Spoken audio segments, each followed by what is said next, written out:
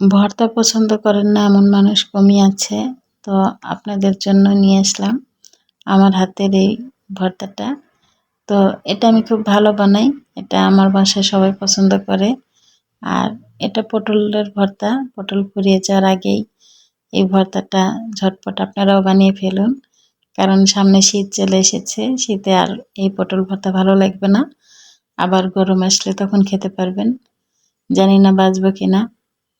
তো একটা অনুরোধ থাকবে, ভিডিওটি দেখার আগে শুরুতে আপনারা একটা লাইক দিয়ে ভিডিওটি দেখা শুরু করবেন। আর এদিকে দেখতেই পেলেন আমি শুকনো মরিচ নিয়েছি অনেকটা, ধনেপাতাও অনেকটা নিয়েছি। আর পটল আমি একটু হলুদের গুঁড়া, লবণ আর মরিচের গুঁড়া দিয়ে ভেজে নিয়েছি লাল করেই।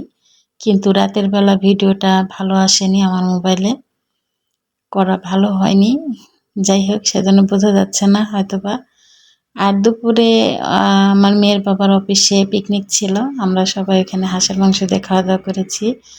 সেই জন্যই আর রান্না করা হয়নি। মনে করলাম রাতের বেলা এই পটল ফুরিয়ে যাওয়ার আগেই পটলের ভর্তাটা করি, শর্টকাটে খাওয়া হয়ে যাবে। এখানে পেঁয়াজ নিয়েছিলাম বড় সাইজের 4টা। সেটা একটু তেলে ভেজে নিয়ে এর সাথে আমি মাখিয়ে নিব। আর এই পটলগুলো আমাদের কিনা না, বাড়িরই বলতে পারেন। আমাদের জমিতে চাষ হয়, আমার শ্বশুর আব্বা নিয়ে এসেছে আমার বাসায়। আর সেটাই ভর্তা করলাম আজকে। ভাজাটা আমি দেখাইনি, যেহেতু আমরা সবাই পটল ভাজতে পারি। ওরকম করে ভেজে নিয়ে শুধু এইভাবে ভর্তা করে নিয়েছি।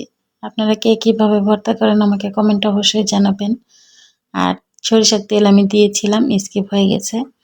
আপনারা একদিন অবশ্যই এভাবে ট্রাই করবেন। আর কমেন্ট করে খেয়ে আমাকে কমেন্ট করবেন যে আসলে কেমন হয়েছে। সত্যিই খুব মজা হয়। আর সবাই করবেন, এই ভর্তাটা বানিয়ে খাবেন। অনুরোধ থাকলো আপনাদের কাছে এইভাবে। তো আজ এই পর্যন্তই। আল্লাহ হাফেজ।